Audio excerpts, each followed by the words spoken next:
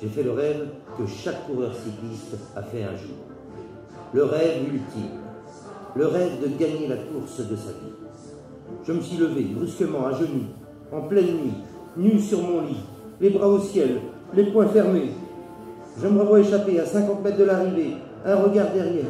Personne dans le virage. Je me relève, un bisou à ma médaille, un signe de croix, la fermeture du maillot pour le sponsor. Et je lève les bras au ciel. Et là, je vous promets, c'est un bonheur inégalable. Vraiment, une sensation d'élévation, d'être unique, de ne plus rien entendre. Même pas les spectateurs, ni le commentateur, ni les klaxons des bagnoles. L'impression de voir la ligne blanche à 10 mètres de hauteur.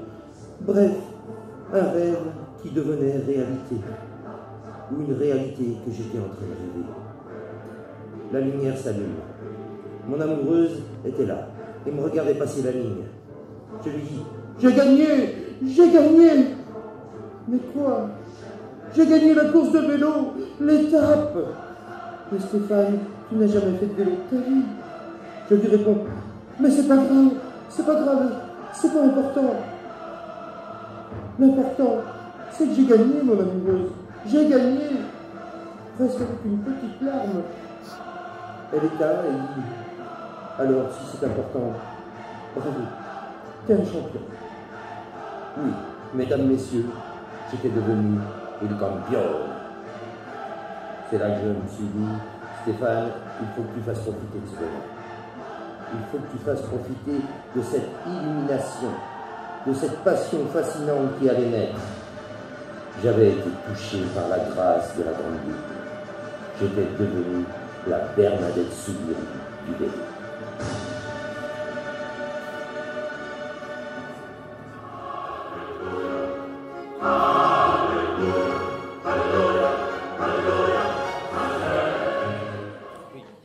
Cette nuit-là, j'étais tombé dans une sorte de léthargie, un état hypnagogique. Vous savez, c'est cette espèce de petit coma au début de la sieste, quand vous vous allongez tranquillement dans votre canapé pour regarder une étape du Tour de France. Et que le sommeil vous emporte, mais pas complètement. Et vous n'entendez alors de la télévision que vous avez mis à un faible volume que les bruits des roulements des pédaliers. Et une voix lointaine d'un commentateur qui vous réveille un petit peu. Thomas Vauclair, qu'on ne reverra plus sur la moto. Bref, il m'était impossible d'ouvrir les yeux. Il me fallait absolument poursuivre ce rêve. Je décidai donc de ne plus me réveiller. Oui, j'avais décidé de partir en hypnagogie. Vous savez, c'est cette espèce de pays sympa où vous êtes tranquille. Bref, moi, qui avais fait mes adieux au vélo le jour de mes 14 ans, le jour où j'avais commencé à goûter aux joies, au bonheur, au plaisir de la mobilette bleue, moi, j'allais devenir un phénomène cycliste. Et pour cela, il me fallait une transformation. Oui, j'avais décidé de vivre dans mon rêve, et dans mon rêve, je me précipitais dans la salle de bain, devant le grand miroir sans pied, pour voir si j'avais des jambes de cycliste. Comment faire de ces jambes blanches et poilues pour les transformer en jambes musclées de rouleur? Je ne suis qu'un néophyte. Eh oui.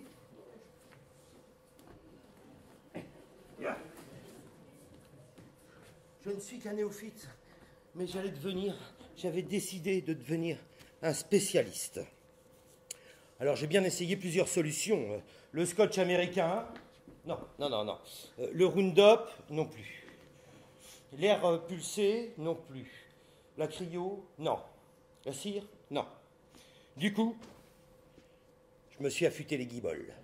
J'ai saisi mon rasoir bic, de la mousse à raser. Ah oui, c'est pas facile de raser des jambes d'hommes poilus. Hein. Alors, miroir zoom par 3.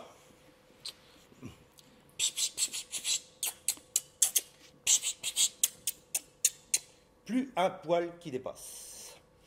Et là, la magie a opéré. J'avais des jambes d'une douceur exceptionnelle. Et musclées, musclées.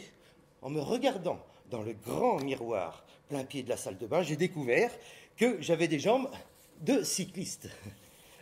Des jambes de champion.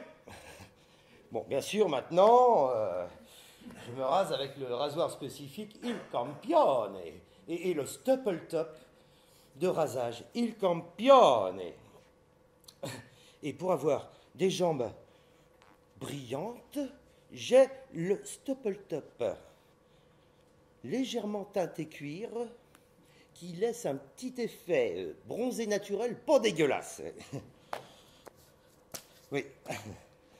Ah, vous vous demandez pourquoi Il Campione? Eh bien, parce que c'est ma marque de fabrique. Oui. J'aurais mis le champion. J'aurais mis le champion. Ça aurait fait supermarché de campagne. Alors que Il Campione, marketingment parlant, c'est quand même tout de suite plus vendeur. Hein, on associe tout de suite la marque à son produit et le produit à sa marque. Waouh, tu te rases avec le Stupple Top Il Campione. Eh oui.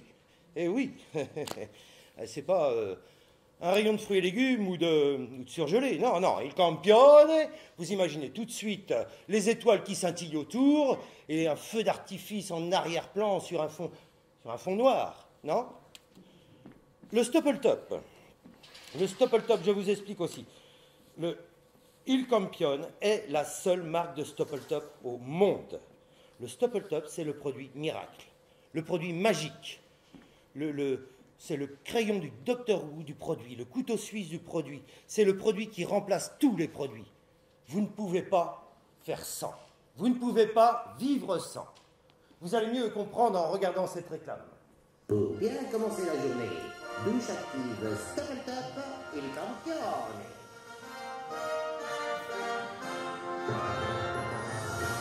Pour la douceur de vos jambes, effet distraint, Stupple Top Il Campione.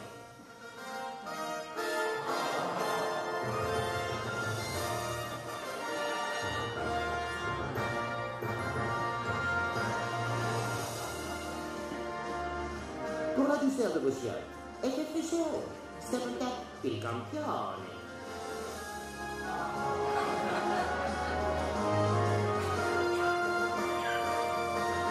Pour l'éclat de vos dents, effet brillant, Stupple Top Il Campione.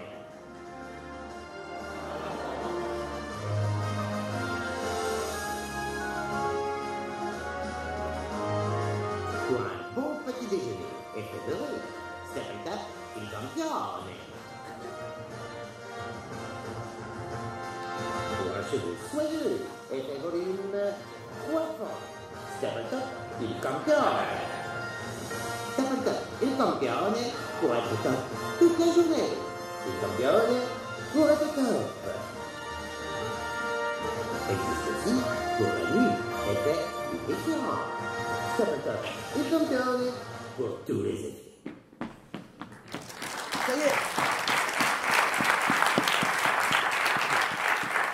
C'est bon, ça y est, je suis prêt. Alors, chaussures, soquettes, jambes, maillot, gants anti-vibration, lunettes, casque, oreillettes et moule burle. Oui, bah, ça va, c'est pas... Il y a des cyclistes, c'est poutres apparentes. Ils sont gaulés comme des tuyaux d'aspirateur. Non, moi, faut pas surjouer, hein. Bon.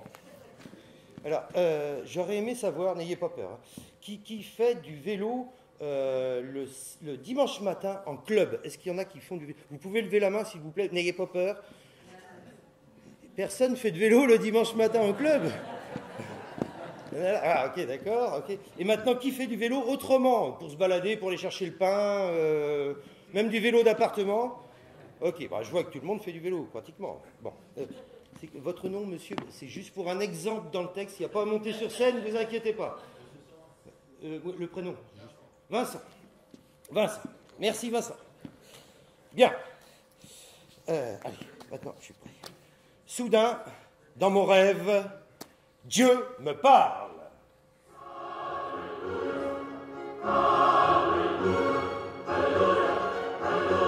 Oui, bon, c'est bon, oui. Oui, j'étais déjà branché avec Dieu. Dieu, que je surnommerai pour l'occasion JR. Ça lui donne tout de suite un petit côté, c'est moi le boss. Et JR, c'est le boss.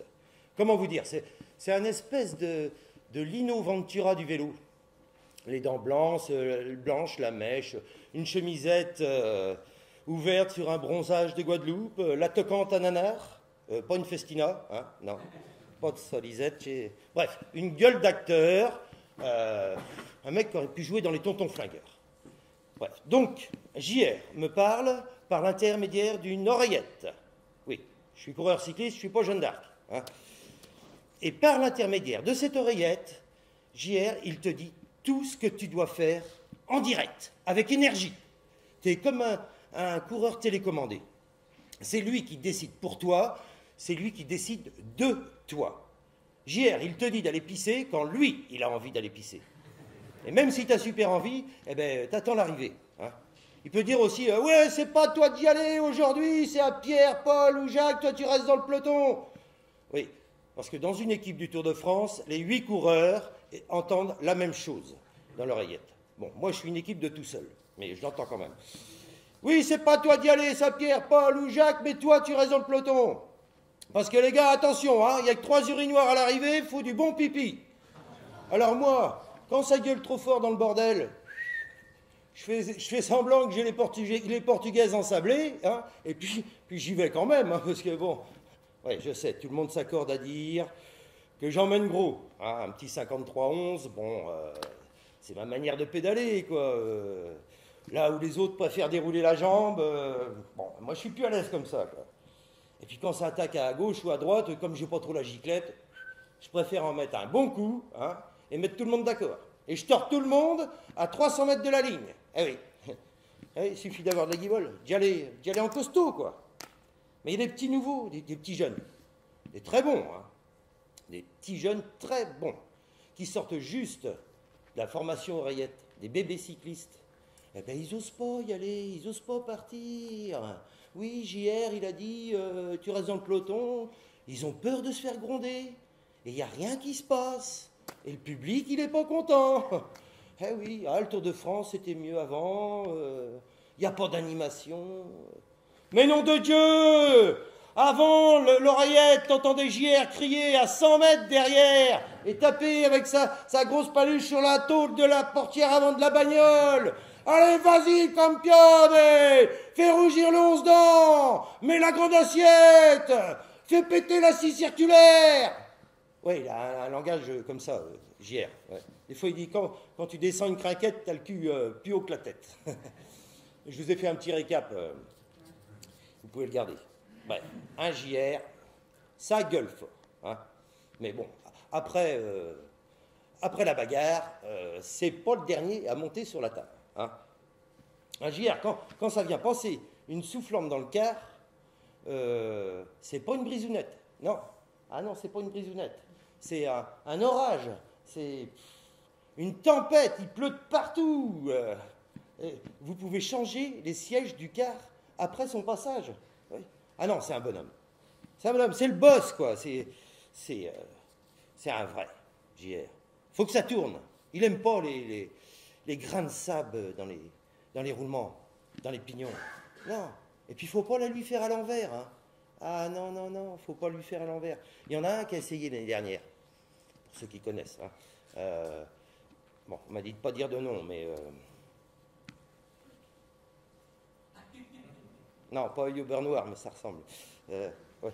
Bon, bref, un JR, ça gueule fort. Et donc, c'est pas le dernier à monter sur la table. C'est un Vendéen. C'est un Vendéen, oui, messieurs, dames. Dieu est Vendéen. Et comme tous les Vendéens, eh ben, ça gueule fort, mais ça a un grand cœur.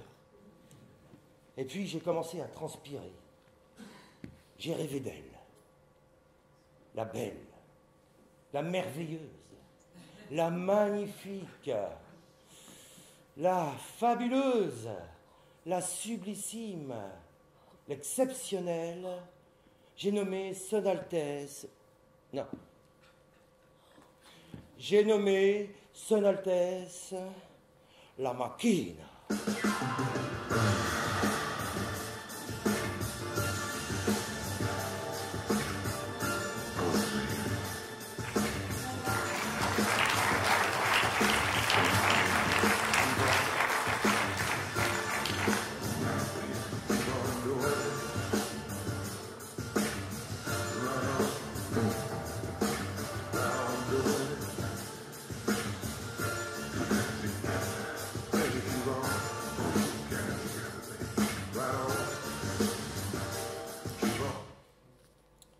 Vincent, non, ça c'est pas pour toi. Ou alors encadré au-dessus de la télé à la place du renard empaillé, mais autrement, non. Non, c'est interdit. C'est interdit.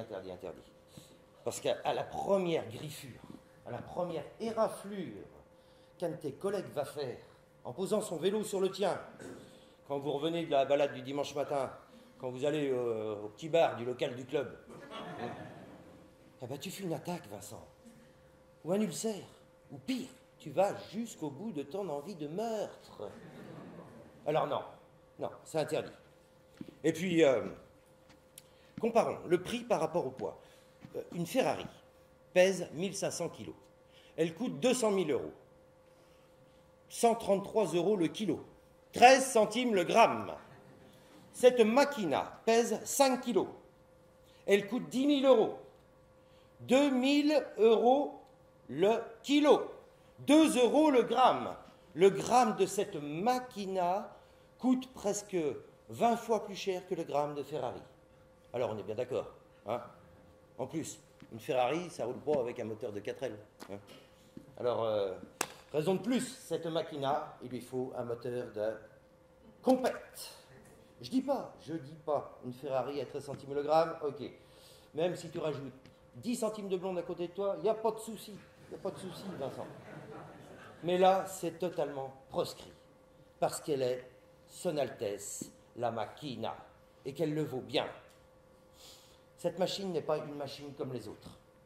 Non, ce n'est pas une vulgaire bicyclette ou un vulgaire vélo, non. C'est un engin des plus sophistiqués, doté d'une technologie hors pair. C'est un avion de chasse. C'est une Formule 1. Ne serait-ce que pour poser son cul sur sa selle, il faut au moins bac plus 10 de vélo, plus 50 de maîtrise. C'est un pur sang. Elle est la perfection. Et le cavalier qui veut la monter doit la dompter. Il doit faire corps avec elle. Et quel est le plus bel exemple de cavalier qui fait corps avec ce genre de Machina? Miguel Indurain. Le roi Miguel, Big Mick, 80 kilos. Le roi du contre-la-montre. Regardez, pas une épaule ne bouge. C'est la puissance tout en ligne d'un Miguel Indurain. Regardez, c'est la fusion totale du corps et de la machine. C'est un ensemble, voire un tout. C'est l'extraterrestre Miguel. Et cet aérodynamisme, nom de Dieu, que c'est beau! Ce mec a inventé le nouveau contre-la-montre. Avant Miguel, on faisait un contre-la-montre, limite la visière de la casquette relevée, le maillot ouvert et les poils du vent au torse. Les poils du torse au vent. Merci Miguel, on peut l'applaudir.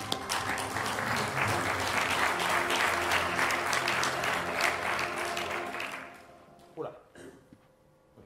Bien, je suis désolé, mais on ne peut passer à côté de l'aspect technique de la Machina.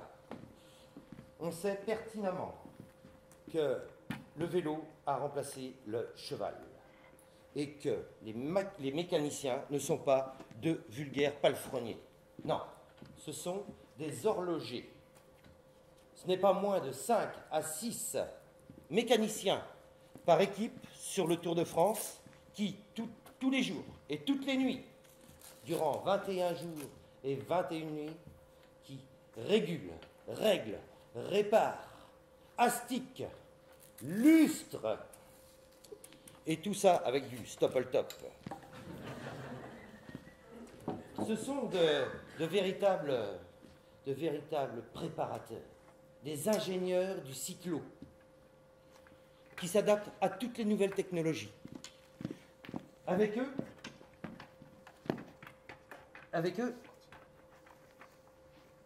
oh, attends,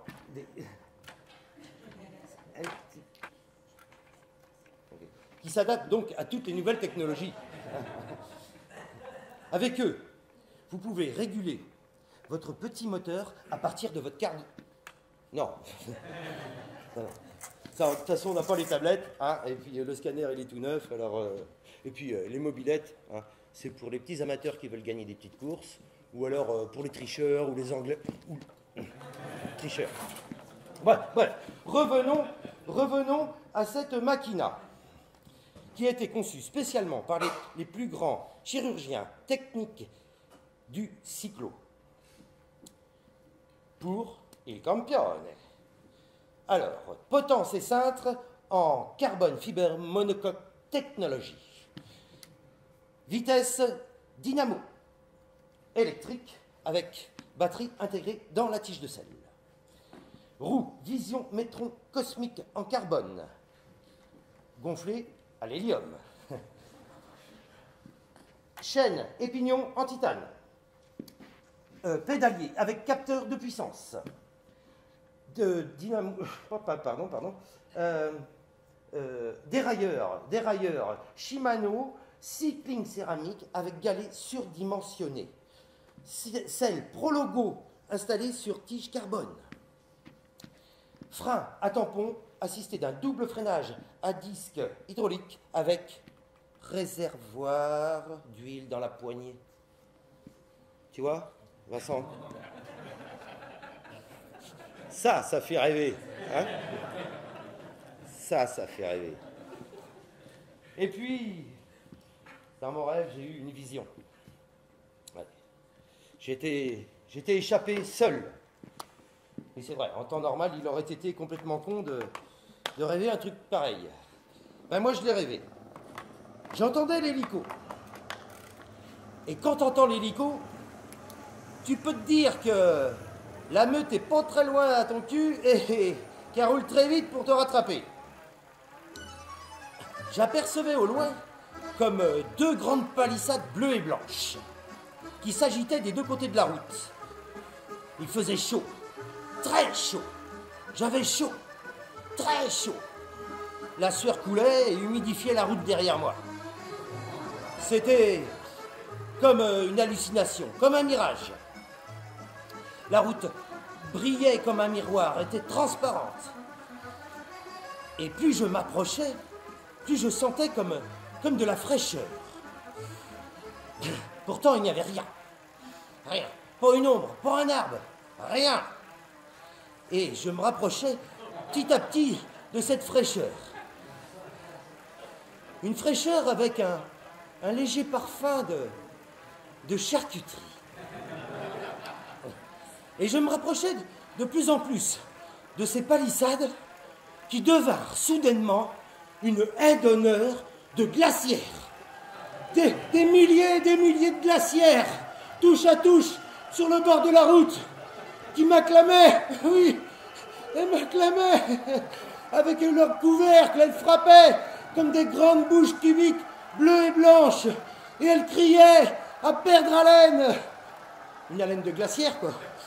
Allez, vas-y, campione! Vas-y, t'es le meilleur! Et ça sentait la charcuterie, l'anis et le fromage. Et j'entendais les gling-gling des bouteilles comme des clochettes en montagne. Et les paquets de chips qui explosaient en gerbes devant moi. Et sur mon passage, ah ben ça fait plaisir. Ah oui, ça fait plaisir. De voir toutes ces glacières qui ont marché et qui sont venues jusque-là, sur le bord de la route, pour voir les meilleurs cyclistes du monde. Pour vous voir, pour te voir. Ben ça fait plaisir, oui. Ouais. Ça, c'est le Tour de France, bordel. Le Tour de France, ça se mérite. Hein? Vous venez en voiture, tu te gares sur un parking improvisé, dans un champ prêté gracieusement par un très gentil agriculteur. Et tu marches avec ta glacière qui est lourde en plein cagnard. Ouais, avec la poignée qui te coupe la main en deux. Hein. Et vous voyez les traits, là. Et quand tu es arrivé sur le bord de la route, eh ben t'es content. T'es heureux de l'avoir traîné, ta glacière. Parce que dedans, il y a la bière. Celle-là, c'est la meilleure du monde. Vous êtes pas d'accord? Pas d'accord, Vincent? Ben justement, alors, ce soir, spécialement pour vous, messieurs, dames, Madame la glacière.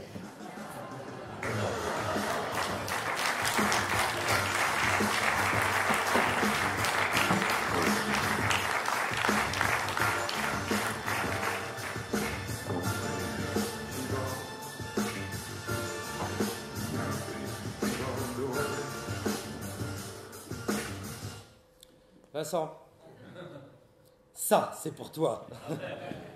Ça, c'est pour toi. Vous noterez que quand on parle de contenance pour une glacière, on parle en litres. On ne parle pas en mètres cubes ni en kilos. Non, on parle en litres. Et qui dit litre, dit liquide.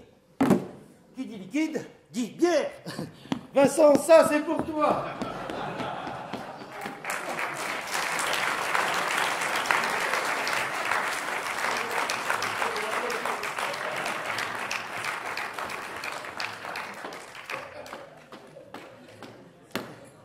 Bon, maintenant le problème sur le Tour de France, c'est qu'il y a de plus en plus de glacières géantes.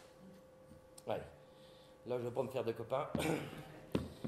Des glacières géantes, je disais donc, avec dedans de la pierre, bien sûr, du vin, de l'anis, du fromage, de la charcuterie, des curlis, des knackis, des cacahuètes, mais aussi avec dedans une table incorporée, un canapé qui fait lit, une zapette, une télé, un tapis, une cafetière, le Robomix, la cuisine, le robinet, les rideaux, l'aspirateur, la douche et les chiottes au fond du couloir des vrais, où tu peux faire caca dedans.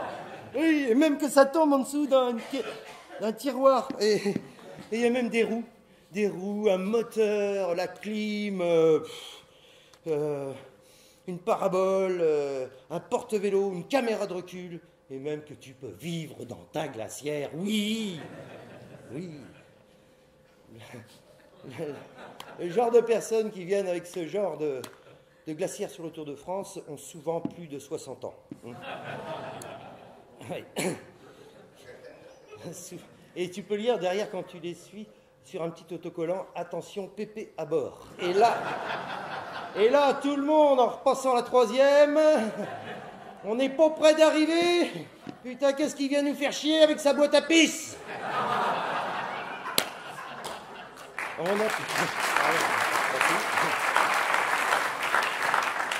On appelle ça la congrégation des camping-cars.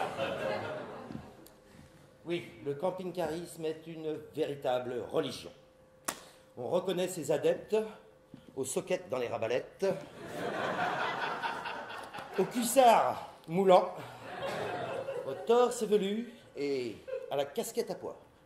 Eh bien, je ne sais pas ce qu'ils peuvent grimper dans cette tenue, mais en tout cas, pour la descente, ils sont champions. Le camping-car arrive toujours, au minimum 2 jours avant l'étape. Il se gare sur le bord de la route. Peu importe la configuration du terrain, on s'en fout, on a les cales en plastique. Ouais, c'est l'anarchie. Ouais, le Tour de France, tout le monde peut faire ce qu'il veut. Hein, vous n'êtes pas d'accord? C'est l'anarchie. C'est l'anarchie. C'est le seul moment où tu peux te garer sur une pelouse communale sans que personne ne te dise rien. C'est le seul moment où tu peux taguer la route avec un flic derrière toi qui te regarde, qui limite assure ta sécurité. Ah oui. Non, c'est super, c'est l'anarchie. Ouais. Le camping-car ne contient que 2 personnes, on a dit. Relativement âgées, un mâle et une femelle, mais ils ont toujours de la bière pour 10. Alors n'hésitez pas à vous faire inviter. Hein. Attention de ne pas y rester, Vincent. Voilà. La bière pour 10, je disais, oui. La première chose que vous allez entendre sous le haut-vent, c'est vous arrivez de quelle région, vous? Et le camping-cariste arrivera obligatoirement, toujours de plus loin que vous. Normal, il voyage dans sa maison. Et puis il se gare dans tous les bons emplacements, les bons virages. Et toi, t'as traîné ta glacière pendant 3 km. T'arrives pour t'installer. C'est plein, donc alors tu refais 1 km pour te mettre dans le plat. En pleine ligne droite. Ouais, c'est navrant, c'est navrant. Mais bon, les camping-caristes font partie du meilleur public du Tour de France. Et le camping-car fait partie définitivement du décor du Tour. Dans le Tour, il y a le sport, il y a le décor du sport, mais le scénario, ce sont les coureurs cyclistes qui l'écrivent. Et moi, dans mon rêve, le scénario était totalement improbable, mais semblait tellement vrai. Je venais de semer successivement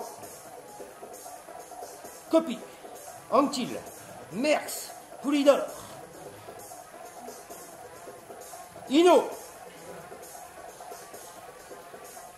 Virenque, Jalabert, Delgado, Contador, Ulrich, Bernaudo, Fignon, Zotemelk, Tom Simpson, Vauclair, Armstrong, et je venais de passer Marco, qui me venait un petit point rose dans mon dos.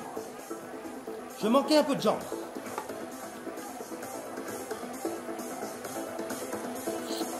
Un coup de stop-le-top, et je repartais en leur remettant 500 mètres dans la vue.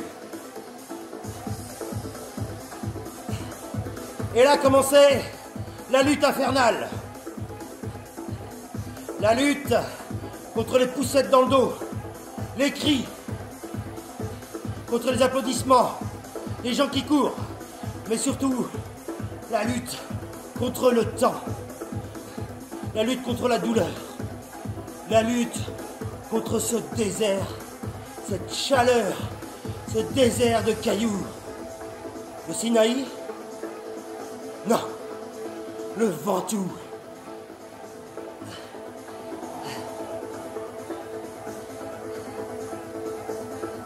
Putain, j'étais devenu un grappeur. Je suis un grappeur. Allez, les gens criaient. Allez, allez, vas-y, vas-y le campione. Vas-y, tu leur as mis 3 minutes. 3 minutes? Et 3 minutes de qui? La pancarte de la moto m'indique bien 3 minutes, mais 3 minutes de qui? Dites-le moi.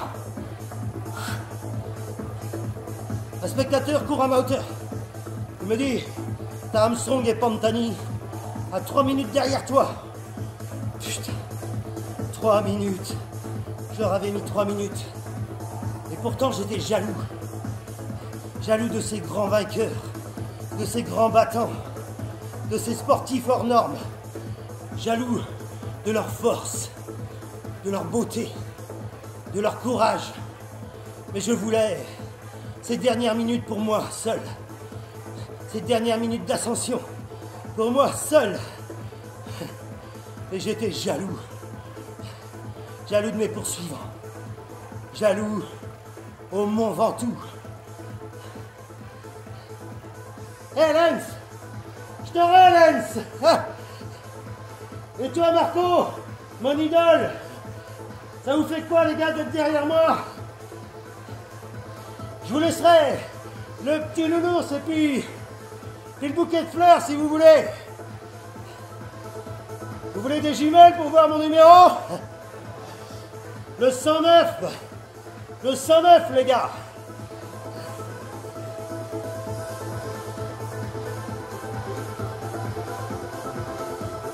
Moi, il campione, qui n'avait jamais foutu le cul sur un vélo, jamais fait de sport de ma vie.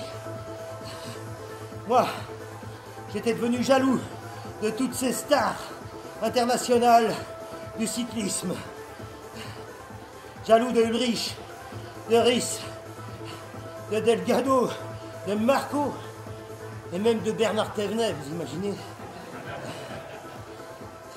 Et tous ces grands noms, ces grandes victoires mythiques, ces attaques impitoyables se bousculaient maintenant dans ma tête. Mais j'étais seul, devant, au Ventoux.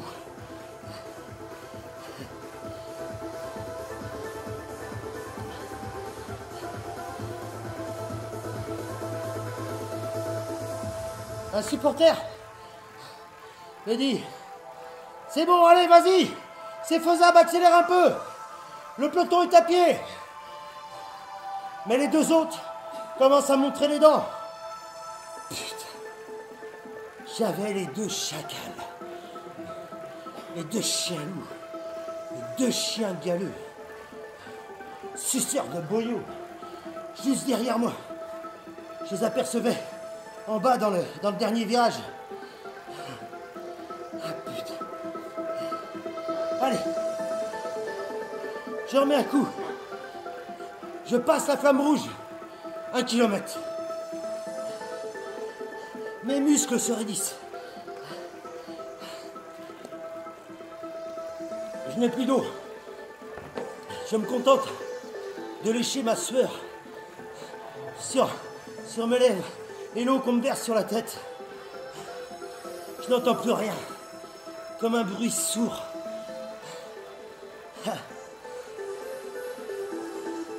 Mes yeux se brouillent. Je passe le dernier virage.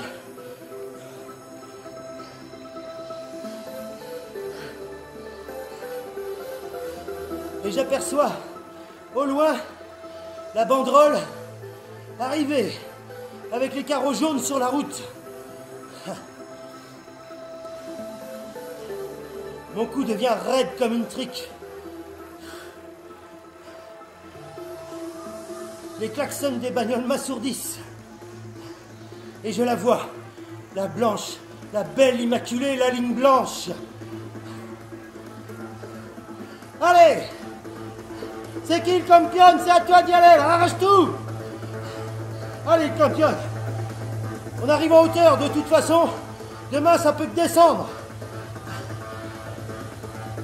Et je la vois venir, la belle! Allez, un dernier coup d'œil derrière moi. Ah, c'est pas eux qui vont lever les bras, non. Ils vont même pas se battre pour la deuxième place. Trop la honte. Allez, plus de 50 mètres. Elle est là. Un bisou à ma médaille. Mon Saint-Christophe de baptême. Je me redresse. Je ferme mon zip de mon maillot pour le sponsor. Un regard flou. Mes mains se me lèvent. Et je lève les bras. Les poings fermés. Les doigts vers les cieux. Et j'ouvre les mains pour toucher le bleu. Le bleu. Le bleu du ciel. Oui. Je touche le bleu du ciel. Et je m'envole. Je m'envole. Je m'envole.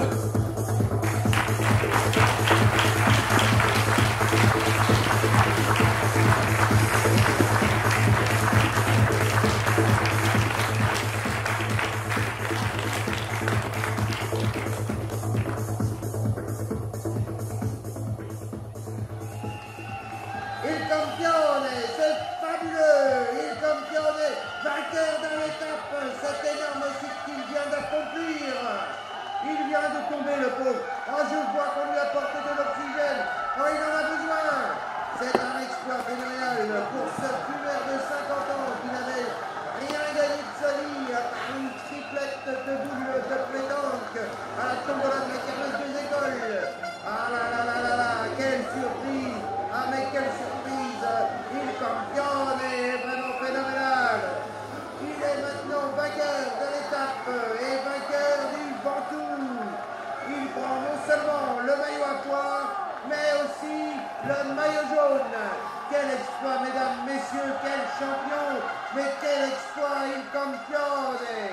bravo, 1000 fois bravo, il campione, et merci.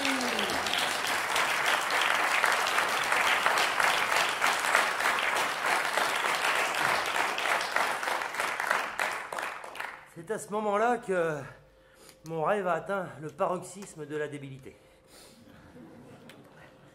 En fait, je suis livreur, enfin j'étais, dans la vraie vie. Je suis pas comédien, je suis pas coureur cycliste non plus. Non, je suis livreur avec un petit camion, un petit rayon, petit transpal, un petit diable, des grosses palettes. Bon. Et il se trouve que durant ma journée, pendant ma livraison en ville, j'avais remarqué des femmes rousses. Ouais, partout. Le passage pour piétons, sur les trottoirs, chaque coin de rue, des femmes rousses. Ouais, c'était la journée des rousses. Enfin, pas l'étape de montagne dans le Jura, non. Non, non, ni des brunes, ni des blondes, des rousses. Et dans mon rêve, me voilà omnibulé par une rousse, mais pas n'importe laquelle. Hein. Pas Nicole Kidman, ni Emma Stone, ni Julia Roberts, Julia Moore, ni Marion Rousse, non. Non, non. Mon rêve était devenu purement sexuel. J'étais omnibulé par Vévette. Vévette. Et dans mon rêve, je faisais l'amour à Vévette d'une façon très spéciale. Un rêve en accordéon. J'étais entré sous les jupons de Vévette et je m'enfonçais de plus en plus. Oui. Vévette, la reine de la caravane, avait passé toute la journée avec son accordéon, assise, les jambes croisées sur un toit de bagnole. Ah ça, elle en a vu du pays. Hein. Tout ça avec son petit accordéon et assise sur un toit de traction. Ah, elle l'a mérité, sa légion, hein, sa petite Rosette. Ah oui, respect, Vévette, là. Ah ça, elle en a usé des toits et des capots de bagnole, ma Vévette. Elle en a vu penser du saucisson, des kilomètres et des kilomètres de saucisson, ma Vévette. Ah oui, oui, oui. Ah, respect. Et plus je rêvais d'elle, et plus j'entrais en elle. Alors, Vévette avait décroisé ses jambes. J'étais alors entré à l'intérieur de Vévette, tel un gepetto à l'intérieur du ventre de la baleine. Oui, j'étais entré dans la chatte à Vévette. Mais attention, pas la Vévette de 53, la même, mais en 2018. Oui. Et ça sentait les huîtres, et ça sentait les moules, et ça sentait aussi les algues fraîchement découvertes un jour de grande marée, où se sont échouées de grosses méduses blanches qui gisent maintenant en plein soleil, attaquées par des nuées de petits moucherons. Ta gueule, la mouette! Et ça sentait le passage du bois. Et là, ça sentait bon, là, la côte vendéenne. Et je crois que les gars, ils se sont trompés de film, là. Bon, bah, je continue quand même. Et ça sentait les huîtres. Ça sentait lard fumé, le saucisson. Ça sentait aussi les pains, les palourdes, le chou, l'ensilage. Et ça sentait l'herbe fraîchement coupée. Et qu'est-ce que ça sentait d'autre? Les champs de blé et la grillée de mojettes. Oui, la chatte à Vévette sentait bon la Vendée, nom de Dieu. Sentait bon la France, quoi. Oui.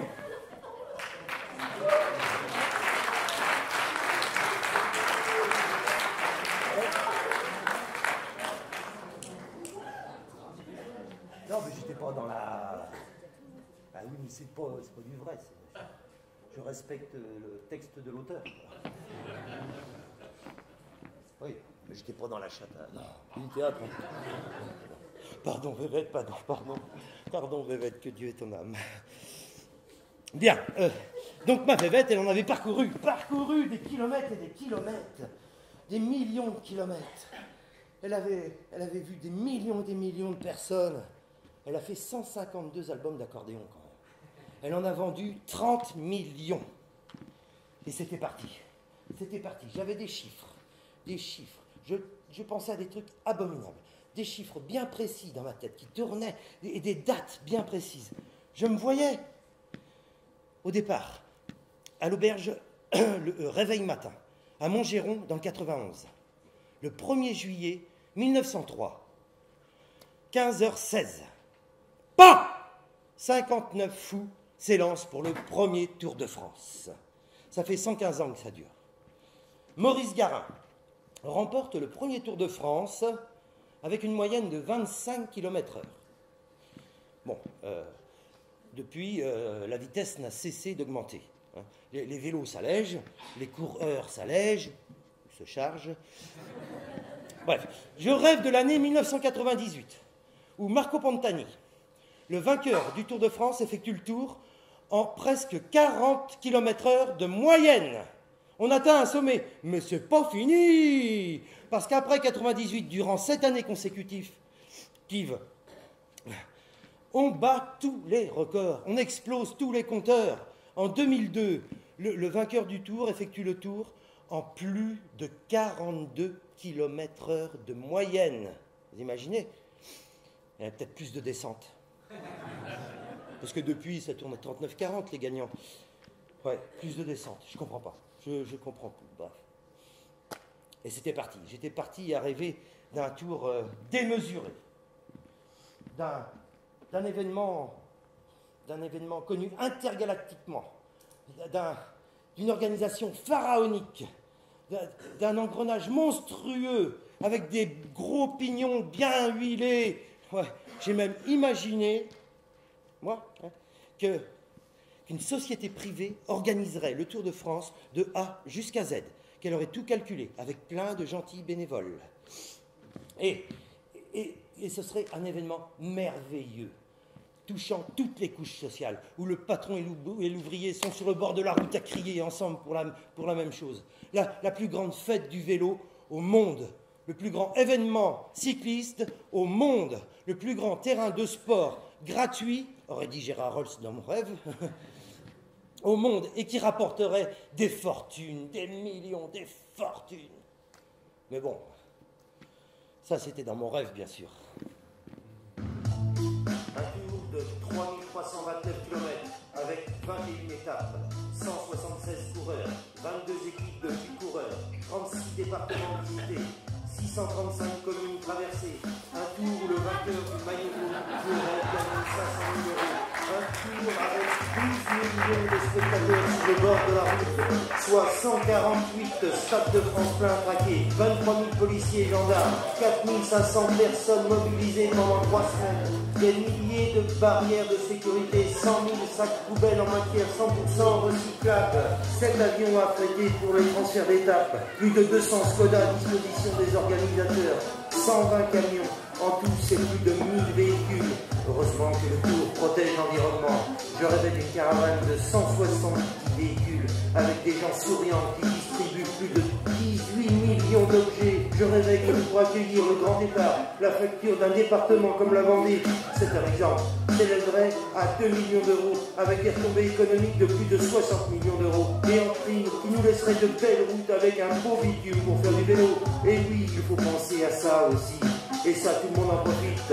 Oui, parce qu'à ce prix-là, il faut se faire voir.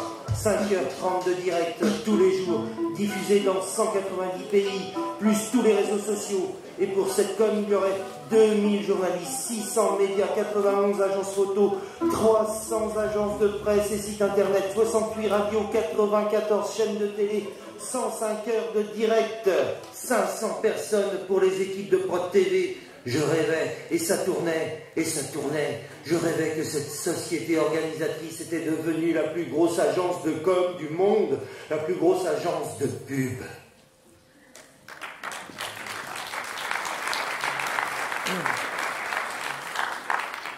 Et tout ça pourquoi? Pour moi, pour me voir? Non, non, non. Tout ça pour faire sourire les gens. Quelques minutes d'émotion. Pour cet instant où les coureurs passent, ce court instant comme une récompense après la longue attente sur le bord de la route. Ouais. Et vous êtes là, vous ne pensez plus à rien. Oui, allez. Et vous faites comme tout le monde. Oui. Vous ne pensez pas au boulot. Non. Allez. Cet instant est magique. Ouais. Cet instant est magique. Mais quoi de mieux pour vendre de la ville, de la région, de la marque, que ce magnifique support publicitaire qu'est le Tour de France. Dans votre conscient, vous me voyez, moi, roulant, transpirant, mais dans votre inconscient se gravent toutes ces images subliminales. Quand vous me voyez à la télé en plan américain, vous voyez mon cuissard, mon ventre, mes épaules, mon casque, mon dos, mon cul, mais vous voyez aussi les bagnoles, les banderoles, les pancartes, les podiums, les gonflables, et le paysage. Alors tout cet argent, c'est pourquoi? Est-ce que c'est pour les bienfaits du sport? Je ne sais pas, je ne sais plus. Maurice Garin doit se retourner dans sa tombe. Et je commençais à penser que j'étais devenu un homme sandwich plongé dans l'enfer de l'univers impitoyable de la publicité. J'étais quoi? Une pancarte ou un sportif? Est-ce que j'étais devenu multifonction? Mon propre stopple-top de ma propre marque? Et c'est quoi ce travail? C'est de générer de l'énergie pour présenter un produit? Mes efforts, mes souffrances, mon nom associé à un produit? Non. Et je donnais du rêve. Mais je donnais surtout le spectacle de la traversée de la France à vélo sponsorisé.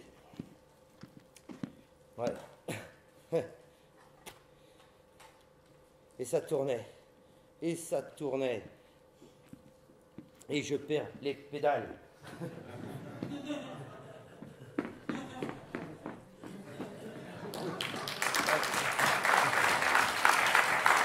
Si je m'entraîne, excusez-moi. Non mais si je m'entraîne, c'est pour gagner, c'est pas pour porter une pub sur le bide. Alors, je serais quoi moi? Je serais une marque sur un vélo?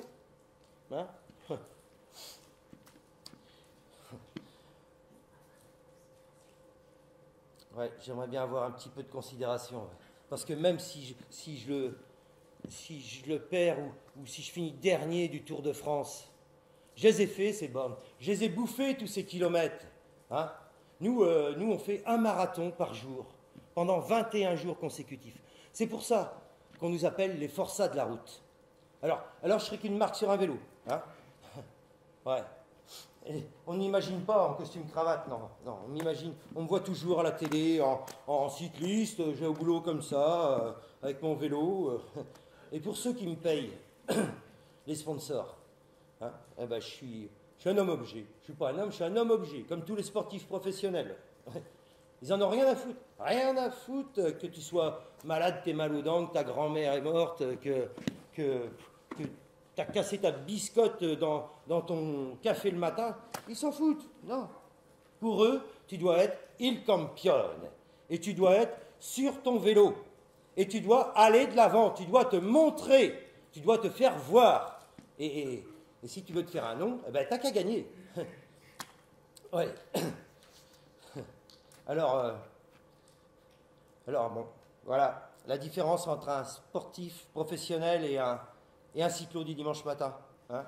Le cyclo du dimanche matin, il fait du vélo pourquoi? Pour aérer ses poumons? Non. Oui, pour assainir ses poumons, pour entretenir son cœur, pour perdre du gras, des mauvaises graisses. Ça. Oui, pour entretenir son corps. Le sportif professionnel, il fait le Tour de France, lui, pour assainir ses poumons. Non. Ça, il le fait tous les jours. Pour perdre des kilos, on leur voit les côtelettes.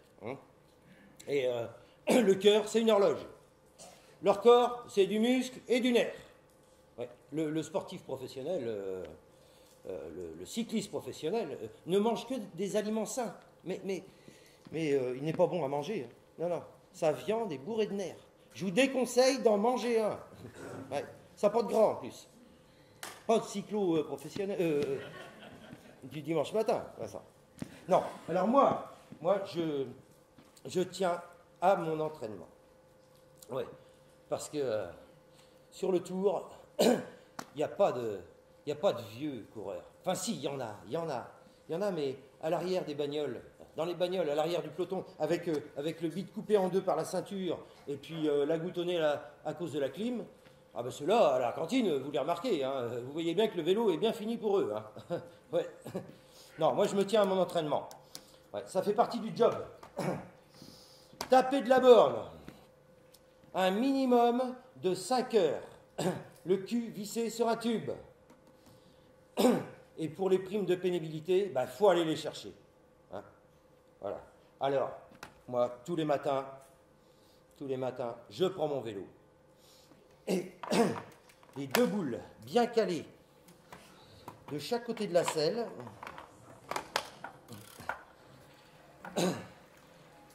Le sgeg sur le nombril. Et oui, le réveil est pour tout le monde pareil. Et c'est parti pour dérouler de la chaîne. L'entraînement, c'est le réveil de la campagne française. C'est l'odeur du matin. Un petit air frais me lisse les poils du nez. Là, mes yeux coulent. Bref, ça fait pas chaud ce matin. Le soleil se lève. Les oiseaux zinzinulent. Un petit 50 de 11 pour me mettre dans le rythme. Et là, je suis bien. Je suis bien. Quand il y a de la chaleur... Non, le cyclisme, c'est allié. La souffrance et la peine. Mais aussi le plaisir. Et tout ça, le matin. De bonne heure, de bonne humeur. Pour l'entraînement, on ne choisit pas la météo. On y va quand même. Et curieusement, pour moi, c'est quand je pars, il fait toujours beau. C'est toujours plus loin que ça se corse. Quand il y a de la chaleur, on transpire. La sueur coule, vous pique les yeux. La chaleur de la route vous chauffe les pieds. Le maillot colle, vous irrite les tétons. Il faut boire. Mais pas trop. Ça ballonne. Et puis plus vous buvez, plus vous transpirez.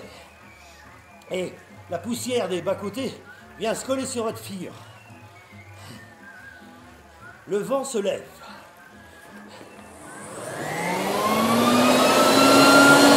C'est le moment de prendre une position aérodynamique pour ne pas avoir trop de prise au vent.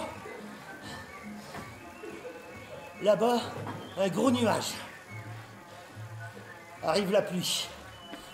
J'ai horreur de la pluie.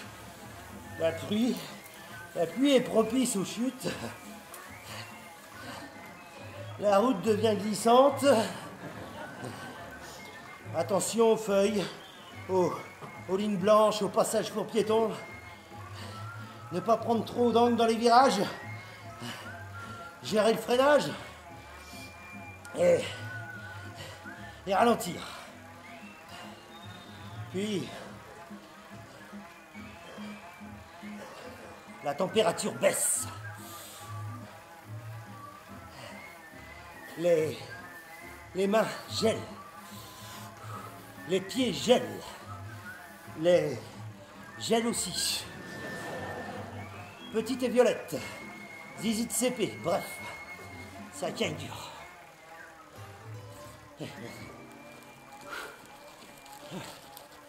Et puis, les pavés arrivent. La tempête, l'orage, les giboulées de Mars. Je résiste. Il faut que je rentre. Plus que quelques kilomètres. Eh oui. Allez, vas-y. Je résiste. Non, c'est bon, je suis arrivé.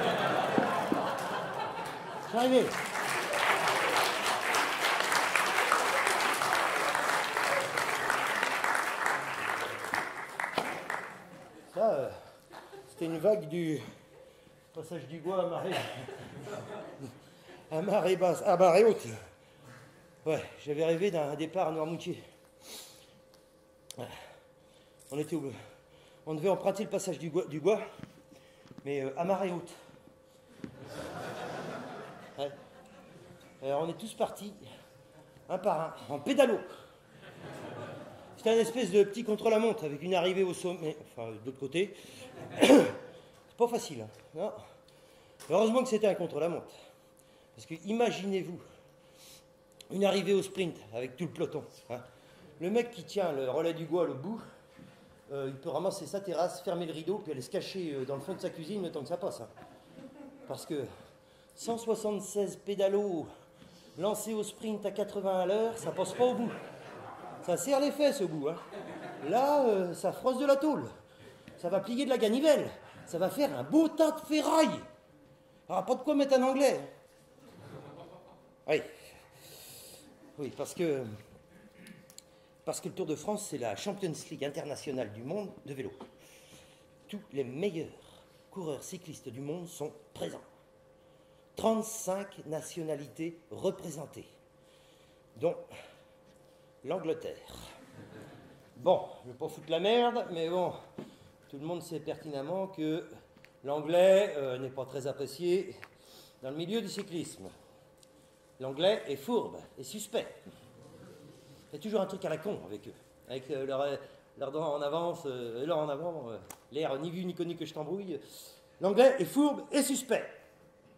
Bon, pour les puristes, l'année dernière, arrivé à Vittel, 4e étape, arrivé au sprint, qui veut passer entre la barrière de sécurité et le coude à Peter, hein? Là, 30 centimes. Qui? Le manant manois. Le manant manois fait le fourbe. Non, mais qu'est-ce qu'il croit? Qu'on va lui dérouler un tapis rouge? Non. Et là, patatoum pam poum, les ratiches du British dans le bitume. Oui, c'est lui qui m'a poussé. Non, mais vous croyez quoi, franchement? Franchement. Est-ce que vous croyez que Peter, il l'a vu venir? Il n'a pas de rétro, Peter, sur son vélo, quand il sprint. Il va tout droit. Alors, un Abdou Japarov de 80 kilos qui fait des cercles de 2 mètres de circonférence autour de lui en sprintant, eh ben, dans la même situation, il se pointait pas, le British. Non, non, non. Ça m'énerve, ça m'énerve. Dossier dopage. Bah non, je vais pas en parler. Parce que ça, c'était avant. Ouais, c'était avant. Les frères Pélissier avouaient, sans complexe, en 1924, tourner à la cocaïne, au chloroforme, aux amphétamines et à je ne sais quel autre produit inimaginable. D'autres préféraient prendre du cognac, de l'armagnac, du pinard.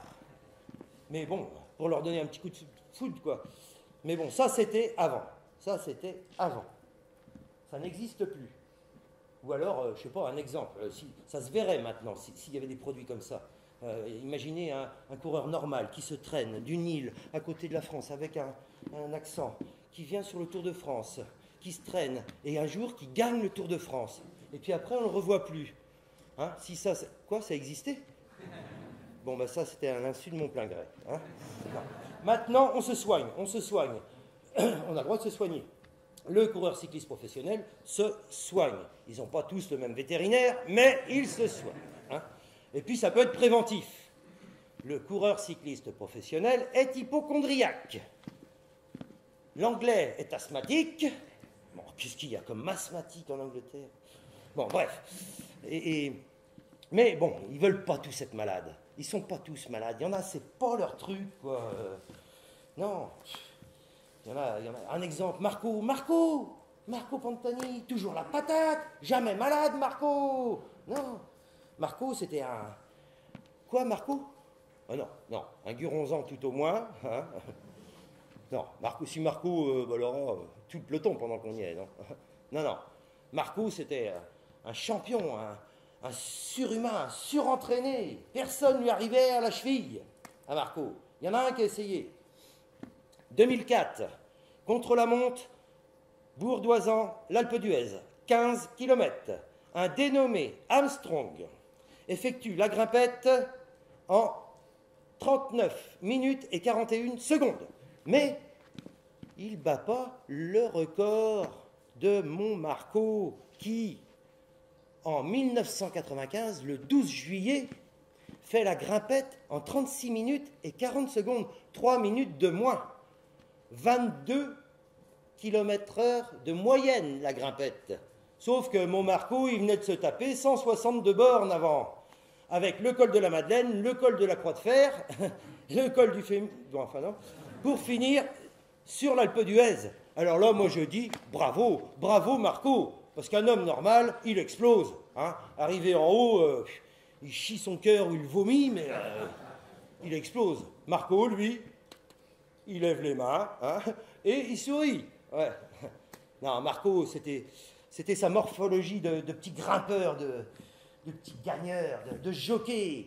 Et Marco, il veut bien dégueuler ses tripes, mais il va gagner, Marco. Ouais.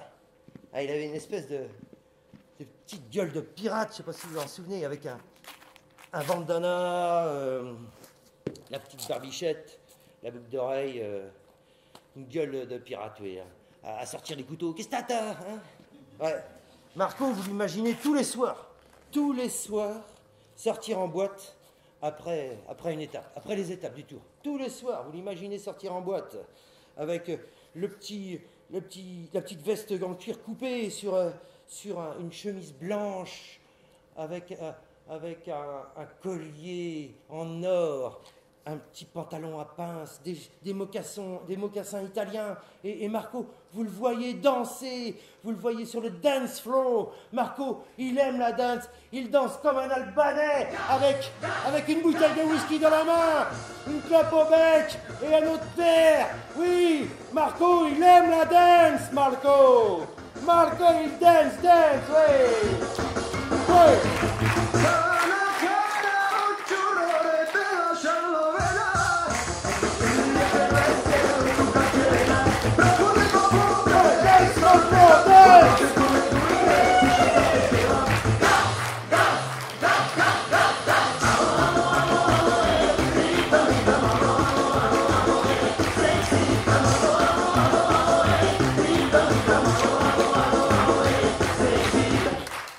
Et le lendemain, Marco, il est au taf, prêt à en découdre, prêt à faire chauffer du pneu. Bon, évidemment, peut-être qu'on lui mettait des trucs dans son verre, hein, mais non, il se dopait pas, Marco. C'était pas une chaudière, non. Non. Ah ouais, mais il est mort. Il a fait sa petite crise cardiaque qui l'a tué. Ouais, il a pensé qu'il était dans la zone rouge ou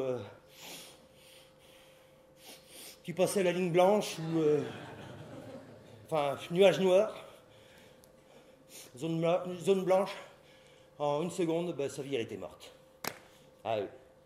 Ah Marco, que le dieu des pirates est ton âme.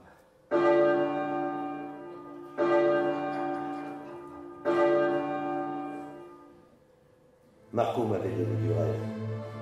Oh non, pas ce que vous croyez. Non, le rêve de vaincre. Pourquoi se faire si mal? Il faut être maso pour se dépasser, pour faire voir qu'on est capable, pour faire voir sa perfection, pour vaincre, pour être un vainqueur, pour être reconnu. L'envie de reconnaissance, c'est humain, bordel. Humain, on a besoin. Les coureurs en ont besoin.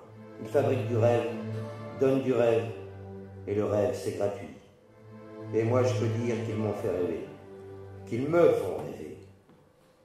Il aurait été complètement con de ne pas penser, de ne pas rêver à une arrivée sur les Champs-Élysées. Une arrivée au sprint, hein, comme d'habitude. Ouais. Eh ben moi, dans mon scénario, dans mon rêve, le scénario avait changé. Une étape, la dernière étape, reste une étape. Alors qu'est-ce que c'est que toutes ces simagrées, hein? Qu'est-ce que c'est? On se prend en photo, on fait des selfies avec le maillot jaune, on rigole, on prend des perruques, on boit du champagne. Ça m'énerve, c'est pas le carnaval de Dunkerque. Ça m'énerve, on est là, on se prend par les épaules en vélo, on fait des roues arrière. Ah, ça m'énerve. Imaginez que le maillot jaune tombe avec sa coupe de champagne, qui se casse la gueule, qui se pète une jambe, par la même occasion, il fait tomber le maillot vert, le maillot à pois, le maillot blanc, le deuxième et le troisième du classement. Pour la photo, là, ils se cassent tous la gueule, tous une patte. Qu'est-ce qu'on fait? On arrête le tour? On prend le classement de l'avant-dernière étape? Hein? Eh ben non. Non. Non, non. Et puis les Parisiens, qu'est-ce qu'on en fait? Ils vont manger une frite puis ils rentrent chez eux? Non. Non, non. Les cassés, ils rentrent dans l'ambulance. Et les autres, ils sourient et ils flinguent. Terminez la mascarade, terminez la mariolade, il n'y a plus de spectacle. Hein? On reprend les oreillettes, il n'y a plus de copains et on y va. Et les directeurs sportifs qui s'endorment derrière leur volant à cause de leur petite chauffette de la veille, eh ben, ils klaxonnent et c'est reparti, mon kiki. Oui. Alors moi, j'avais rêvé d'un départ de la dernière étape où les cadors faisaient les azous. Et moi, pendant ce moment, me pète dans la tête un éclair de folie. Je pars comme une flèche. Oui, c'est le vélo, faut tenter. Eh oui, je pars, je flingue, et j'entends sa gueule. Il y en a même qui rigolent, qui se foutent de moi. Et moi j'y vais, j'écrase. Non mais, moi, c'est pas interdit d'attaquer, non, que je crois, alors. Moi, si je fais le tour, c'est pour le faire jusqu'au bout. Je m'arrête pas là, avant la fin. Ou avant l'avant-dernière étape. Non, j'y vais. Et là, j'écrase la pédale. J'ai le coup de jarret. Oui, vas-y. Fais péter la scie circulaire. Sors la grande assiette. Et voilà, j'arrive dans Paris. Le tout Paris m'acclame. Allez, allez le campione. T'es le meilleur, je fais tous les tours en tête. Et le tout Paris m'acclame. Oui, merci, merci.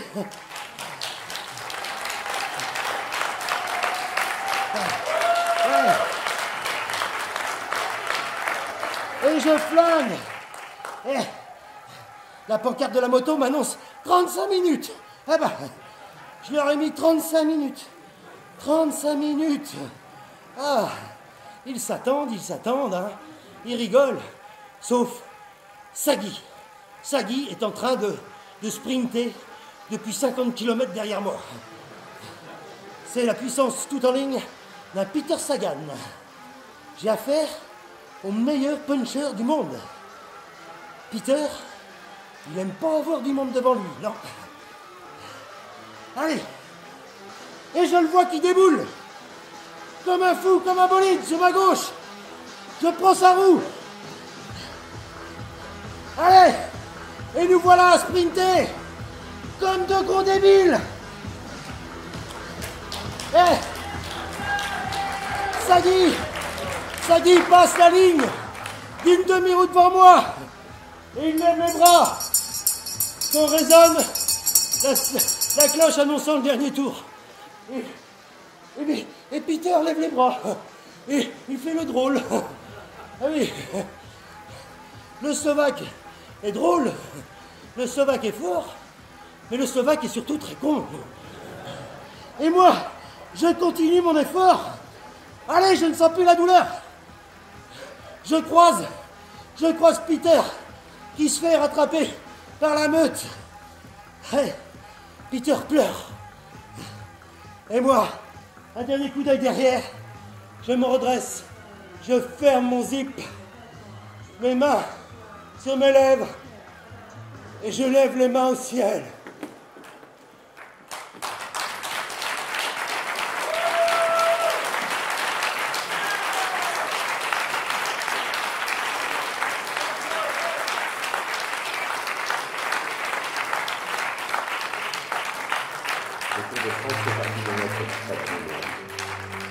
C'est un pur moment de fête qui rime avec l'été. Les vacances, l'évasion. Le Tour de France, c'est tous les jours le 14 juillet. Des millions de spectateurs attendent des heures, voire des journées, sur le bord des routes. Le passage éclair d'un peloton. Le temps d'une poignée de secondes. Nous savons tous que l'attente d'un désir est plus fort que la satisfaction de ce désir. Le Tour, c'est un art vivant éphémère. Les coureurs cyclistes roulent et traversent le cœur des régions à la recherche de faibles rendez-vous. La caravane défile comme un art de la rue. Une fois les coureurs passés, on éprouve une étrange amertume. La passion de l'attente s'est achevée brutalement. Il ne reste plus qu'une saveur en bouche prolongée, où l'on baigne déjà dans une sorte de nostalgie. On vient de vivre une journée de rêve. Le tour s'apparente à l'aventure. L'effort total des coureurs dans de tels paysages prend une dimension épique. Tout devient grandiose. Au fil des jours, pendant 3 semaines, le Tour de France ne serait-il pas dans le fond l'occasion de fuir?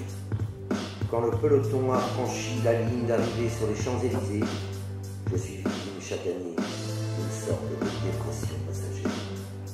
Comme si l'on venait de m'arracher un rêve merveilleux qui m'a éloigné pendant 3 semaines des trivialités du quotidien. Le rideau vient soudain de tomber. La fin d'un grand film d'aventure s'achève. Le Tour, c'est le 14 juillet tous les jours. Bernard Pérou.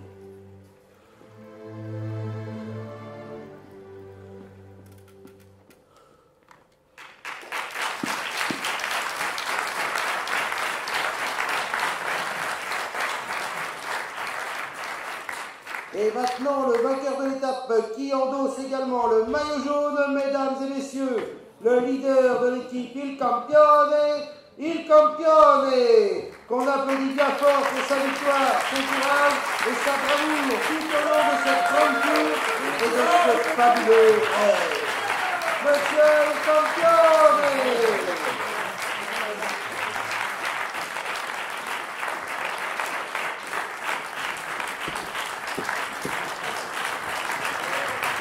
Merci. Je vais un peu, hein.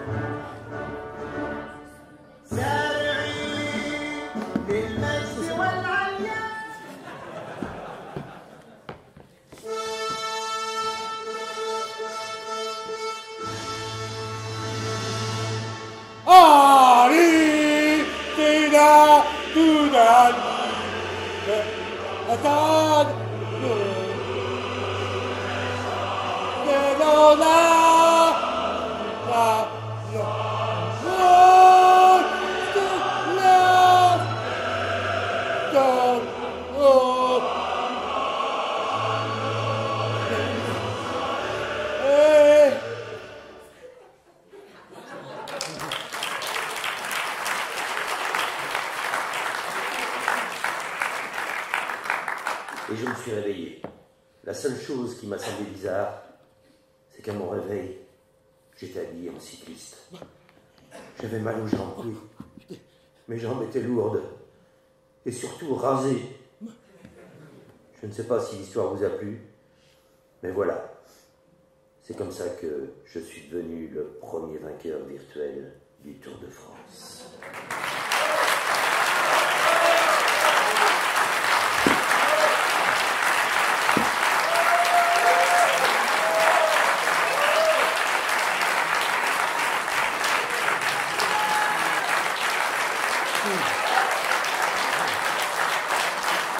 Merci.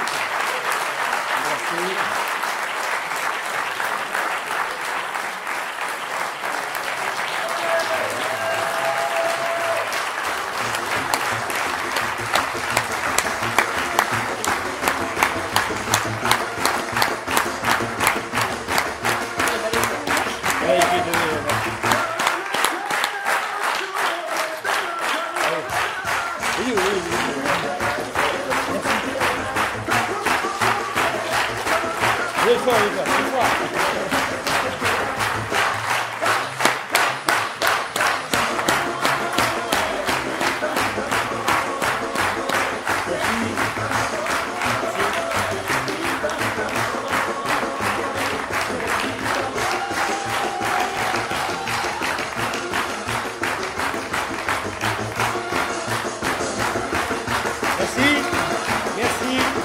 Merci à vous.